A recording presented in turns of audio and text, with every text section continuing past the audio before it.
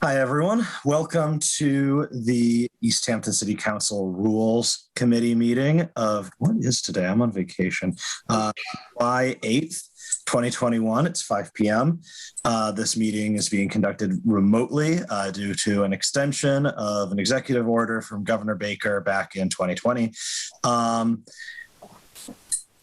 think we have minutes from 2 meetings to approve. I would like to make a motion to approve the minutes from March 11th, 2021, and from April 1st, 2021, nicely submitted by Councilor Committe. I won't be seconding that because Tom Peake was not at the 311 meeting, so we have to do them separately. I would like to rescind my motion and make a new motion. There we go. I'd like to make a motion to approve the minutes from March 11th. Second. Motion second. All in favor? Councilor Rist? Aye. Councilor Coniff? Aye. And I vote aye as well. You abstain. Oh, I have to abstain.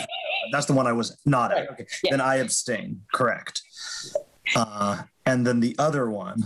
I would like to make a motion to approve the minutes of April 1st. Second. Okay, motion a second. Councilor Coniff? Aye. Councilor Rist? Yes. And I can vote aye on this one. All right, great. We got minutes out of the way. Okay, so we have a bunch of stuff to touch on, including 3 things that that have been introduced since the last time we were able to meet, which was a few months ago. So before we get too deep into all of that, I wanted to let you know I spoke to Erica and to Owen today. I spoke to Erica about the pilot situation because when Councilor Lynch had resigned, she had initially suggested that she might be interested in sort of taking that up as something that she wanted to work on. And so I was like, hey, it's been a little while. What do you think about this? Her feeling was that it's something she is interested in potentially coming back to at a later date, but potentially in like a reimagined format. And so without a sponsor or anyone really pushing this forward, I would like to entertain a motion to dismiss that without prejudice. So moved. Without prejudice, please. Second. Okay, well, motion and second. Councilor Coniff? Aye.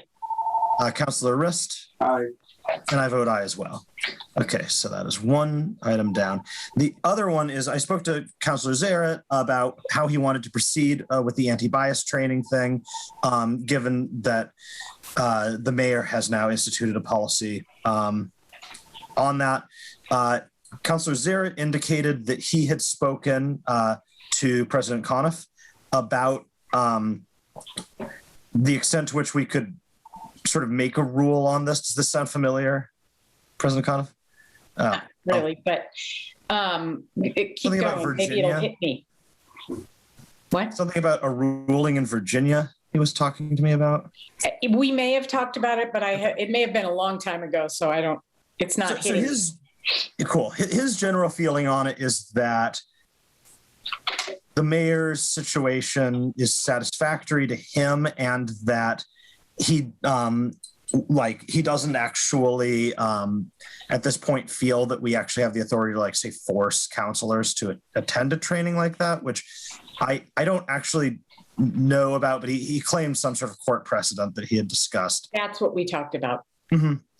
And so he was saying that at this point he'd be satisfied with us removing that without prejudice as well. So moved. Second. All right, motion a second. Councilor Rist? Yes. Councilor Coniff? Aye. And I'll vote aye as well. Okay, so we're burning through this. So we've got 3 new things. One is our Councilor Rothschild's proposed Rule 11H amendment, and then the other 2 are the resolution regarding the decriminalization of therapeutic psychedelic plants and the proposed amendment to council, or to add a Rule 20 that myself and Councillor Flood had sent in. Given the fact, yes, Councillor Riss. I would like to propose, because I have required of our health department and the Healthy Youth Coalition to give us some more information on how they feel about the resolution, that we postpone debating and discussing that for maybe 2 weeks and have another meeting, because they want to write in-depth opinion on it, and I want to hear those opinions before we debate the resolution. So I really would rather not debate that this evening if we could wait on it until we get those opinions. Also, the chief is going to send information on, since 2010, how many times he had to deal with the possession of these types of drugs. So I'd like to wait a couple weeks if that's all right with the committee. I see Councillor Rothschild's hand and Councillor Coniff's hand. For what it's worth, that's sort of what I was planning on doing anyway, just on account of when I had spoken to Councillor Zaret, he was he's not here, yeah, not being able to make it and had a lot of input he wanted to add. So I was going to say that we not move on that anyway, but Councillor Rothschild, I saw your hand first. You're muted, Lindsay. Just let me know when it's appropriate. I do have a brief statement from the Healthy Youth Coalition because I've acted as liaison to their group. So, is it the one that was emailed to us? Yeah. It was emailed to us? I emailed it to Tom. Oh, all right. Yes. So I'll forward that to the rest of you. But well, I'm wondering, Lindsay, would it be appropriate just to wait on it until the next meeting, or do you think? Well, it basically says, like, it pretty much says they'd want more time, but I wouldn't mind reading it just for the record. It's not that long. I would like you to. That'd be great. Testimony on behalf of the Easthampton Healthy Youth Coalition regarding the proposed decriminalization of psychedelic plants resolution. Thank you for this opportunity. As you may know, the mission of the Easthampton Healthy Youth Coalition is to support youth in making healthy decisions, preventing substance abuse, and avoiding other risky behaviors. We work together to foster increased awareness, youth and family engagement, and community involvement. Whenever a matter of public policy relating to the coalition's mission arises, the coalition's role is not to advocate, but to serve as a resource for decision makers and the public to consult. Having just learned about this proposed resolution, the coalition would be pleased to assemble data and other pertinent information and research that could assist this committee's deliberations on this proposed resolution. We would be pleased to report back to this committee whenever it is prepared to allow for further informed attention to this matter. Thank you again for the opportunity to offer these brief remarks. No, that's fantastic. Perfect. Yeah, cool. So, but yeah, at the end of the meeting, well, let's just set another meeting, and then I'll reach out to them. I even like the folks who approached I about this. I had asked when our next meeting was, and I said it was today, but I also said that we have a number of other items, and that my general rule is that rules come before resolutions in matter of priority. So I was like, you can come, you can say your piece. We're probably not going to get to it today. So, but if we can just get a day, right, in a few weeks or something. I don't know if it's incredibly pressing, but that would be. I think we're all on the same page there. Yeah, agreed. Perfect. All right, Lindsay, since you were here, would you like to walk us through? Are you prepared to walk through your 11H amendment? Could you have her share her screen with the rule that she's proposing? Yeah, sure. I will make you a co-host. Okay, hold on. I'm gonna dig through my. Ready.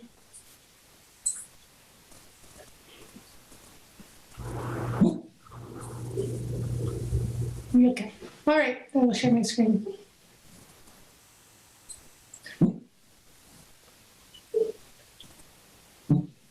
All right. So the reason this came about is because there could be a very inconsistent experience when traveling through the appointments process. And that's just, so one of the reasons is just to increase transparency and increase consistency. But another thing, just as like logistical is like when you come onto the appointments committee, it's like you have to start all over again or figure out, oh, there's no like blueprint. So as we move through this as counselors, it'd be nice. So I don't even know, I guess it's landed in a rule, and I don't know where else you would put like a policy or like a template for people to follow. So yeah. Did we not already have a rule, the role of the appointments committee? I think we put that together a few years ago. So it would be appropriate for this to be part of it. So okay, so that's where it is. So that's where so our we proposed, and JP and Eric and I worked on this together, and other counselors showed up to give input, that we would just add a sub-bullet to the bullet that says review and recommend confirmation or rejection of mayoral appointments to all multi-member boards and committees as well as department heads pursuant to section 210 of the Home Rule Charter. And then we would just add a sub-bullet to that saying all mayoral appointments to multi-member boards and committees will receive the following notification via email or postal email from the appointments committee. Follow-up questions may be asked of candidates either in person or via writing. And we just kind of have a form letter here. I don't know if you can see it, right? Mm-hmm. That just asks, and we've been kind of trying this out. It just asks 3 very general questions. And it was really important to counselors that, we wouldn't be limited. So just as in a regular interview process where you can ask pertinent follow-up questions to questions, but there's still like a framework that you're following. So this has actually been really helpful in terms of our process. People have been really responded well to the email. We want it to be welcoming, not a barrier, but actually more of a educational and welcoming for the person coming through. So pretty much everyone's been showing up at our meetings to talk to us, or if they can't, they answer our questions and they seem pleased to be asked. So that's all it is. Okay. It doesn't, in my view, I'm sorry, Mr. Chairman, I should raise. Go ahead. It doesn't, in my view, preclude asking other questions, does it? No. I mean, if, depending on what the appointment is, let's say we're going to review the appointment of our new auditor, you're going to use this as a template, but you're going to also add other questions that are pertinent to that position, right? This is for multi-member boards and committees. Oh, okay. This has nothing to do with department heads. Okay. No, because that goes through its own formal process with HR and everything else. All right. Yeah. I mean, so when I first was hearing about this, I think it sounds like this was something that was discussed pretty thoroughly in committee, but my general sense of it was like I wanted to make sure that there was still there was still freedom to ask questions if there was, especially for say the planning board or the board of any of if there's like a really like a committee where somebody could really make really important decisions that counselors are allowed to ask questions about sort of their to ask additional questions of them, and that's okay. But it sounds like I can't say that I don't really see the harm in this. I think it, and you're currently basically doing this not as a rule, but just as a practice. Yeah, as practice. So it doesn't have to be a rule, but it could also be like a little bit protecting for people. Like if we just know that no matter who's coming through the council process, they're going to get an email that kind of lets them know what the date is, include a link, or, and just these are the questions. And then we'll be asking follow-up questions. Like, so if they only answer us in writing, we can ask them follow-up questions in writing or call them. But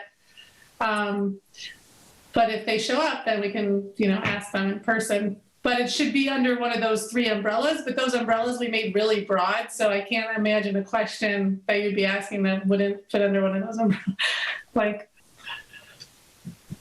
So, Mr. Chairman. Councilor Rist. Lindsay, did your committee deal with we've had controversy over, we find out information. When people are being hired these days, if they've posted something, their employer, their future employer is going to find out about it. Did your committee deal with that particular subject and how to deal with that? And do we need to make sure that we're careful about that? Like, meaning that we can ask about it, or? Yeah, I don't know how, obviously that's come up, created some controversy, so I'm wondering if Well, the things we've thought about in the past are ways they engage kind of with the Easthampton community. So you could ask them follow-ups about like that, or their social, you know. Well, let's say there's a planning board nominee who posted a very controversial comment about a local business. And that business may come before the planning board for regulatory relief or something. Yeah. That obviously is a situation where I would have a problem nominating that person because they're prejudiced toward this business. Sure. And you learned about it through a Facebook post or something. Sure. But that, So I'm wondering, how do you deal with that? Well, you can ask them about it. But there's no reason why we couldn't ask them about it given this rule. No, I mean, we feel like a question like that would fit under question number 3. What are ways you engage with the Easthampton community? And we included in the parentheses social media. Okay. Because I think that's pertinent, because if I'm going to, we need to learn everything. For instance, you brought up planning board or board of public works. These are very important regulatory committees. Yeah. And any information we can get to make sure we're not putting somebody on there. Now, they are a mayoral appointment, so I'm going to assume she's done her due diligence. But we're a check and balance, so we have to look at it. And I just want to make sure that we're not telling people, don't look at Facebook about this particular person. And no, it doesn't say anything about don't look at Facebook. It does, I know, I'm just, okay, I'm fine. At the end of the day, like, it's really, as it is in practice, and like the amount of controversial appointments we have are not that high, but I just think that, and it just kind of creates a process. If anything, it's a nice practice for the appointment committee to come in and have like, oh, okay, I have something, this is what I can do. But I don't know that it has to be a rule, but I don't know where else you'd stick it. So no, I think it's great because I'm sorry, Peg, I've spoken enough. Go ahead. No, I was just going to say that I think as the chair of the appointments committee in the past, there is kind of a current practice of whatever, like there is no practice. Exactly. And I also tried to create certain parameters. Some I was successful with, some I was not. But I like this because I think putting it in the rules codifies it. And I think that is really important as we all fade into the darkness and the next wave comes in. We have got to have some sort of a standard that every candidate gets the same questions as a baseline. And that's why I like this. I think it's not, as Lindsay was saying, it's not intrusive. It's not blocking anybody. It's just, hey, what makes you interested in this particular thing, to get a little flavor for individuals and why they might want to participate in this. And I think it's kind of the minimum data set for an appointment. And I think it's fine. And I think it's a good idea. I like having it all kind of documented, and we can use that as we go forward. It can go into the minutes of various meetings that you guys hold. I'm all for it. I was just going to say the same thing. I think it gives a consistent approach to a future appointments committee.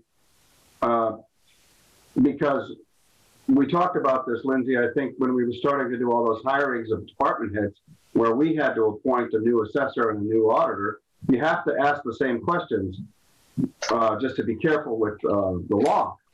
And this does the same thing, and I think it's great. I think it gives people who might be in your position in the future a starting point. Yeah. And it's easy then for you to send the same template of questions out to every candidate, have them respond, and hopefully you have in-person interviews as well, because I think that's important, but at least you'll have this to start with. So I'm all in favor of this rule. Yeah, and I think Councilor Brumley says his hand up. What's that? Councilor Gomez had his hand up. Oh, I'm sorry. Councilor Gomez. Thank you. I was waiting for you to recognize me. I think I was part of that appointment committee too for a few years, and I think this is good. And I think one sentence covered my concern, and the sentence said, "We may ask you follow-up question to learn more." I think that's the key in this, and that's that's the reason I'm in favor of it, because that was my biggest concern, and it's right there. Yeah, I mean, I don't see anything in here that precludes a counselor saying, "Oh, well, I have some concerns about this, that, or the other thing," or a member of the public showing up and saying, "Oh, this person is terrible. Don't appoint them." Not that kind of dramatic stuff really happens, but like, it has, right? And I wouldn't want to. I mean, you know, I do think that there has to be some sort of. I mean, I just think about, like, you know, people in certain positions of power. If there's, like, especially members of the community who might have concerns, I want to make sure that they feel they can express those concerns. I want to make sure that counselors feel like they can engage with those concerns. But nothing here seems to preclude that. And so I think it's sensible. Seeing as all the other members. Oh, Councilor Gomez? Yes, thank you. And I just want to add that you bring a really good point about the public. And I think we, at the appointment, I'm going to say we because I was part of it, at the appointment committee, they have the public speak time. And if anyone from the public want to say something about the person who's being nominated or appointed by the mayor, the community have the opportunity to say whatever they think is necessary to say to the committee. I think that will be covered at the meeting too. Yeah. Well, seeing as both my fellow committee members have spoken in favor of this, I suppose I should entertain a motion. I move that we accept and recommend to the full council. What is this? Can you go down? 11H. That we adopt Rule 11H. Amendment. As amended, as presented by the Appointments Committee. Second. Okay. Motion a second. All in favor? Councilor Connor? Aye. Councilor Rist? Aye. And I vote aye as well. All right. Boy, we're knocking off a lot of agenda items, Tom. Yeah, we're seriously clearing through this whole thing. I was sort of envisioning this meeting going a little different. We're 22 minutes in. We've cleared 3 out of the 5 things off our agenda. Well, we're not going to talk about the resolution, but I kind of wanted to. I mean, I would understand a case to be made for the rule that Councilor Flood and I added, maybe not being voted on tonight because I understand it's an evolving situation. But I wanted, just because the two of you have been so involved in setting up the whole remote hybrid meeting thing, I did just kind of want to get at least some initial feedback about that rule. I can share it if you'd like. Councilor Coniff. I'm pretty familiar with it, but go ahead and share it. Okay. The current MGL or the one that you want to add to? My new rule. Sorry. Wow. That was myself turning to my keyboard. So the first thing I want to say is that anything we put into rules obviously has to align with the state law. Mm-hmm. And I think there are specifics that you probably have in here, and I think you do have in here. A lot of what you have in here is from the state law. So I want to make sure that we ensure that all those things are in here. But in terms of the overarching remote participation, and it's my belief that while the city council can define how they want their committees to go with remote participation, I want that to be a universal citywide multi-member board rule. Otherwise, we're going to have anarchy and confusion everywhere. So my suggestion would be that certainly we can hash this out how we want to conduct our meetings, but there is a broader situation technologically with what conference rooms are going to have what technology so that you can do it. Not every conference room is going to have the ability. We are in a separate forum going to create citywide processes and procedures for how to use the technology, what the expectation is, what the ability of the chair to call or not call, remoteness, all of those things are going to be codified at a city level. And I feel like we might want to wait until that all happens, which is evolving very rapidly. And then we can create our niche around how we want to make sure we operate. Maybe we define specific conference rooms that we have to make sure that our meetings are, I don't know how it'll end up, but Right. That's my 2 cents. I think that makes a lot of sense. Councillor Rist. I just wanted to add that Tom, when we go through the charter, the word shall dictates that you must do something. Mm-hmm. And I am concerned because what happens with this rule, does it say, and it may not say this, maybe it's implied that we have to have remote participation. If the internet goes down or if the technology isn't there, does the meeting get canceled? I would like the word language whenever possible added, but I agree with Peg. We need to wait and see where we're at. I especially like the second paragraph, which talks about a counselor being able to meet remotely. I've been having discussions with Peg, and that's very much a great new thing if we can do it, so someone who is feeling under the weather can still participate in a council committee meeting or the full council. I like that. But writing a rule which may impact us, I agree with Peg. I think we might want to wait and see how the mayor has to debate it for her committees and how we want to move forward. Also, let's wait and see where the technology comes up. I've already had this debate with Peg. I don't want technology dictating what we do. I want us to use the technology. So I would rather wait and see what comes through.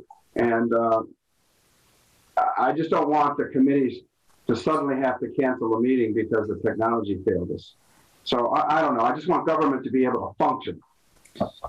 That's okay. My thought on it, but I agree with Peg. Maybe we should wait and see what's going on.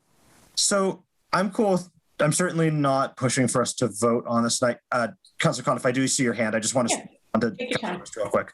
I just to sort of lay out a little bit of my thing. I think that it makes a lot of sense to not move too quickly on this, especially when we're in the middle of a sort of an evolving situation around how exactly this technology is going to work. But just to sort of explain why this is important to me, because I think it should explain part of this. What I've learned over this last crazy year and a half is that there are a lot of people in our community who want to be involved in the meetings who can't necessarily physically make it. Yep. And there's a number of reasons. Some of them are health related, some of them are family related, some of them are mobility related. But that there's a large group of people who want to go to these meetings, who want to participate in these meetings, but who can't necessarily always make it. And so when it comes to how this is set up, it is my belief that we should, going forward, have all of our meetings set up so that the public can participate in them remotely. If that's the expectation, then yeah, it kind of is my belief that that if the internet goes down and half the audience was planning to participate remotely, that maybe we need to postpone the meeting. I don't know. I think that's I don't think that that's necessarily, I think that that's something we need to consider at least as an option, because it seems, I don't know. I think it's something that we need to think about. I think that to me, it's really, really important that we set parameters that say that if you are a citizen of Easthampton and you're interacting with this council, the expectation is that you will always be able to participate in these meetings, even if for one reason or another you can't physically be there.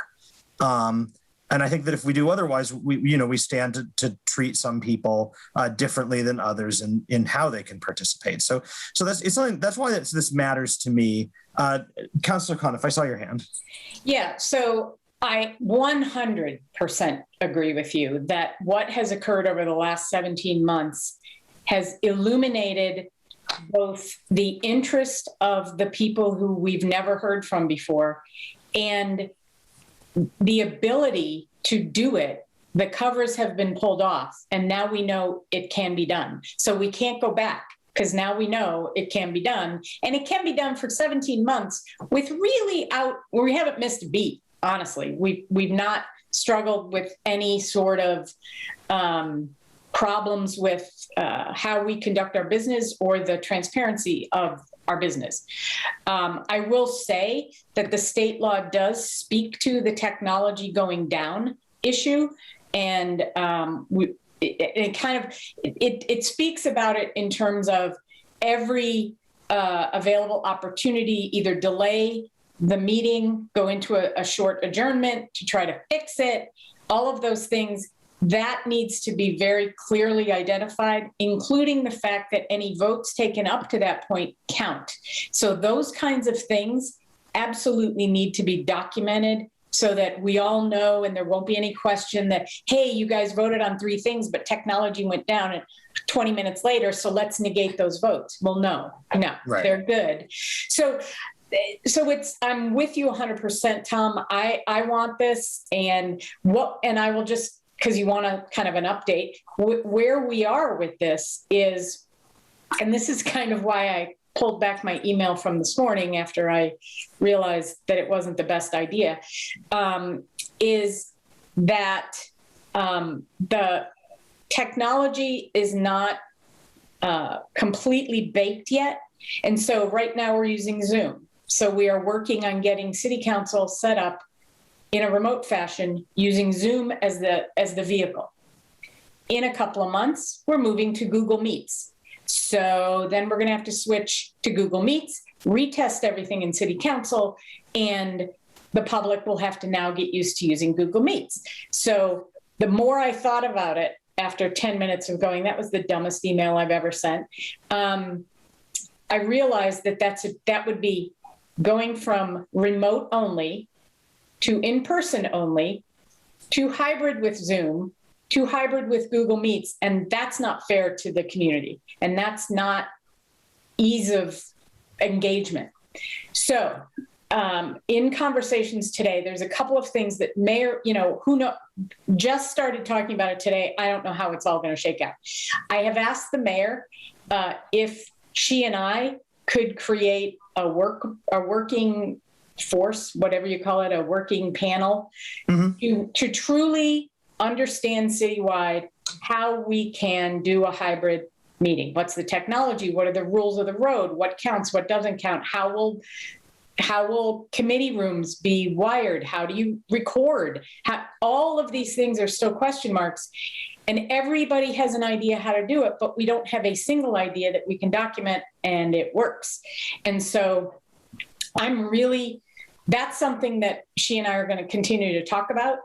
She's all for it. We just need to figure out the who. And then there is the concept of, do we start with Zoom as our hybrid, or do we wait and go to Google Meets? That's in conversation.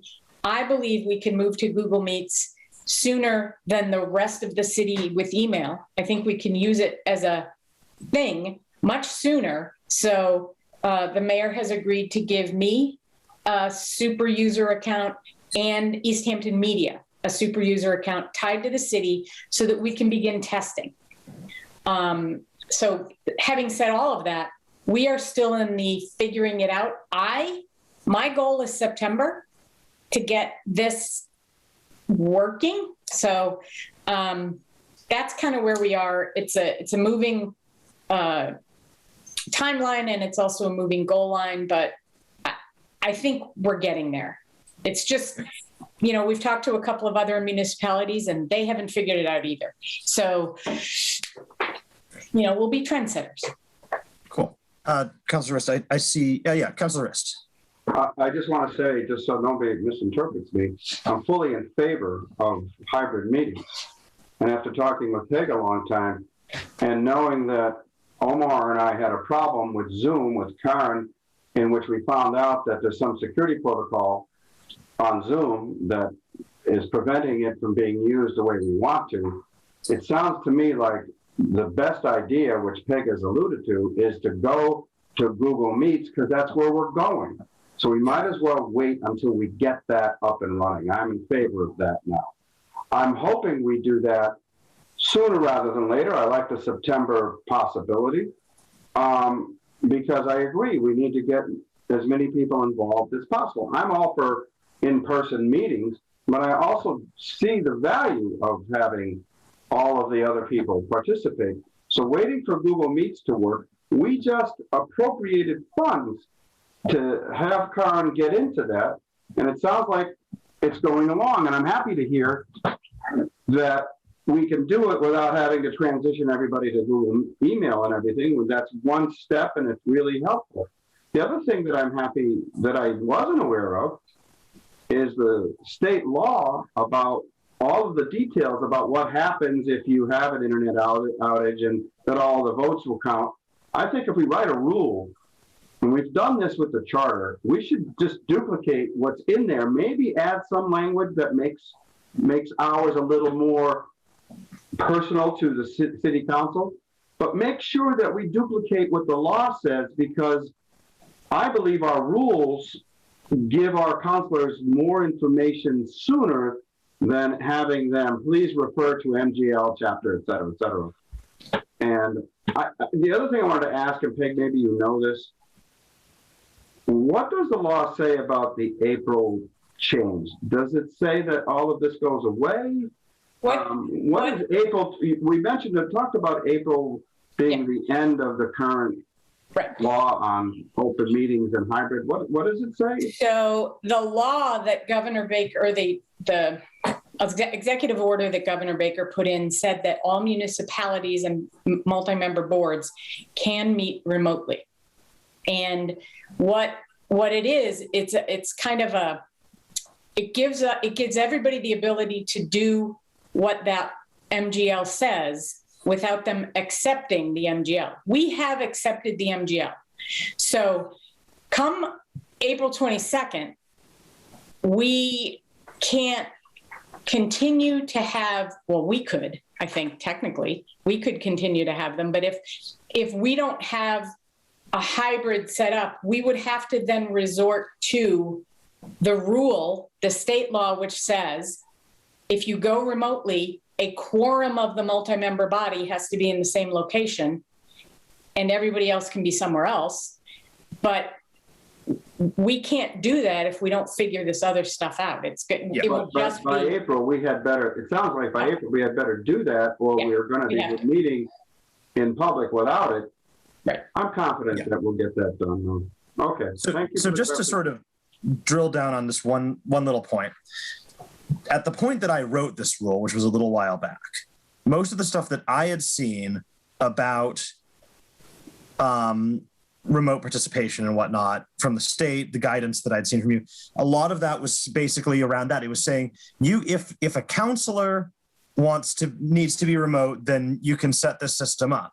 And what I really want to sort of enshrine here is the idea that even if everyone is in person, you should still set this up, because there could be somebody in the community who wants to attend that meeting but can't get a ride, and that person's opinion matters exactly as much as anyone else's. And so that's like I'm completely on board with.